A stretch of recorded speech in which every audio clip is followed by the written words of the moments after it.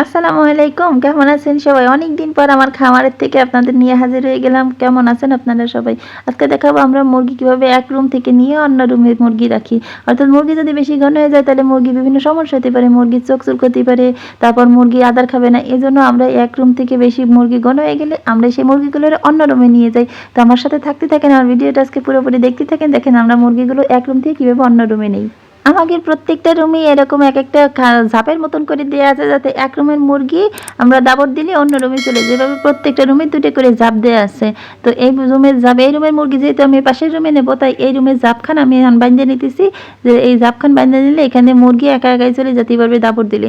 আগে করতাম কি, বস্তা করে মুরগি নিয়ে যেতাম। তো বস্তায় করে মুরগি নিলে মুরগি হাফসায় যায়, মুরগির কষ্ট হয়ে যায়। এজন্যই এনে বস্তায় করে নিয়ে বাদ দিছি। এনে ওই ঝাপ বান্ধা হয়ে যাওয়ার পরে শেষে মুরগিগুলোরে আমরা এক পাশ থেকে যদি দাবড় দিই বা এক পাশ থেকে যখন আমরা পর্দা টানা দেবো, তখন মুরগিগুলো আপনা আপনি সব ঝাপের কাছে চলে যাচ্ছে, দেখছেন? এটা ওই বেশি মুরগি ঝাপের কাছে হয়ে যাতে মুরগি আবার একটা চাপাচাপি হয়। এই চাপাচাপির জন্য মুরগি হয়তো কোনোটা ডিনা ওই খাঁচা ফাঁকার সাইড দিয়ে, মানে মাসালের ভিতর দিয়ে ডিনা পড়ে যেতে পারে, পাও পড়ে যেতে পারে। এজন্য হাত দিয়ে সরাই নড়াই দেওয়া লাগবে।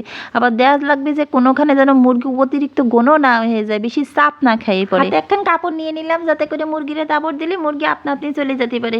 আবার যে জায়গায় চাপ পড়বে মুরগি বা মুরগি বেশি জটলা হয়ে যাবে, সে এনে একটা কাপড় দিয়ে এরকম একটু দাবড় দিয়ে দিলে মুরগিটা সে এনে পাতলা হয়ে যায়। মুরগি এক পাশ দিয়ে আর এক পাশে আমরা নেবো, যেন মুরগি কোনো দাবড় না খায়, মুরগি কোনো না হাঁপসায়, মুরগির কোনো শারীরিকভাবে কোনো ক্ষতি না হয়। এজন্য আস্তে আস্তে অল্প অল্প করে করে এভাবে কাপড় দিয়ে টুকটুক করে দাবড় দিলে মুরগিগুলো ঝাঁপ দিয়ে একদম নিরিবিলি নিজের মতো করে ওই পাশে চলে যেতে পারবে অন্য রুমে। আগে যে সময় বস্তায় করে মুরগি নিতাম, সেই সময় দেখতাম যে মুরগিগুলো হাঁপসায় যায়, বা বস্তায় যখন 5টা-10টা মুরগি ভরা হতো, সেই সময় মুরগিগুলো অন্য রুমে নিয়ে ঢেলে দেওয়ার পর মুরগিরা দম দিয়ে দাঁড়ায় যেত, নড়াচড়া করতে পারতো না, মুরগি একটু হাঁপসায় যেত। এই জন্য আমরা নিজেরা সিস্টেম করে এভাবে ঝাঁপ কাটি নিয়েছি, যাতে মুরগি এভাবে দাবড় দিলে আপনারা চলে যেতে পারে, কোনো দখল না খায়। তো প্রতিনিয়ত আমার খামারের ভিডিও পাতে গেলে অবশ্যই আমার ভিডিওটা লাইক করে আমার চ্যানেলটা সাবস্ক্রাইব করে আমার ভালোবেসে পাশে থাকবেন। আল্লাহ হাফেজ।